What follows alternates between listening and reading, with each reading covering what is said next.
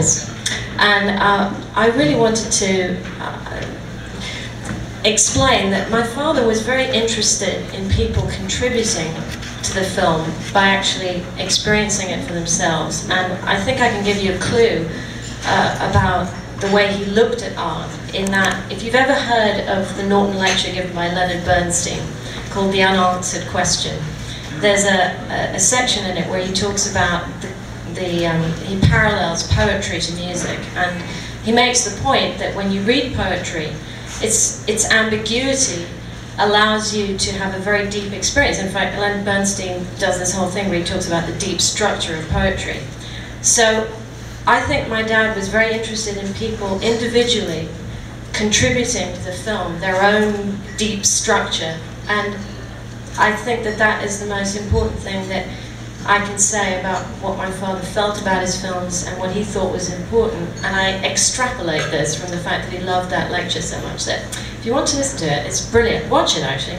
And I think you'd learn a lot about the way my father thought about art. I read your father talking about that very thing, the end of the movie, and that he didn't want to ever say what it was supposed to be. Well, it limits it. Right, and he feared that people would then be forced to look at the whole movie with that prism and they'd miss the emotion that they're supposed to feel along the way, whatever that is. Right, but that's exactly the thing, is that I think you complete art when you contribute to it as the audience. And I'm just suggesting that perhaps that's the way he thought about it, simply because he loved that lecture. But I really don't know. He honestly never talked about himself or his artwork in that way. I mean, he was... I look at how we want famous people to go around the house talking about the things they did famously and not why there isn't any instant coffee. Yeah, that is exactly close to the truth. Yeah. Is there, you obviously reprised the role, Keir, of Dave Bowman in 2010. I read today on Wikipedia, so you know it's true, but I take it that there is some truth to it, that it's at least been discussed that Tom Hanks, whether it's starring or producing, has expressed some interest in doing the two other books that Arthur C. Clarke wrote, 3001 and 2061, is that right?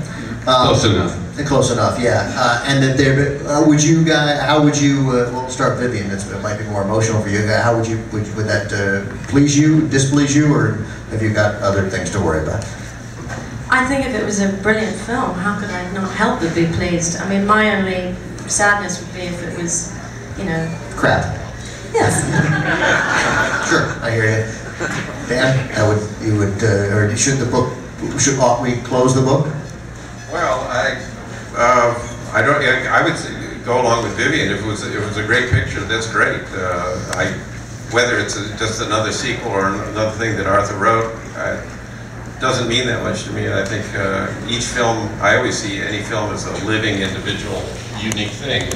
Some are good and most aren't. Keir, any thoughts on that? Well, it's Tom Hanks is connected with it. Right, that's a good sign. I think that's an excellent sign, because you know, Tom has said that he has seen the film personally, had it screened for himself something like 50 times. It is his favorite film, and he's a quality, he's an artist of great quality, so I think I would... And I think, real quick, in 3001, in the book, the protagonist is your partner, is Frank. The Gary Lockwood character.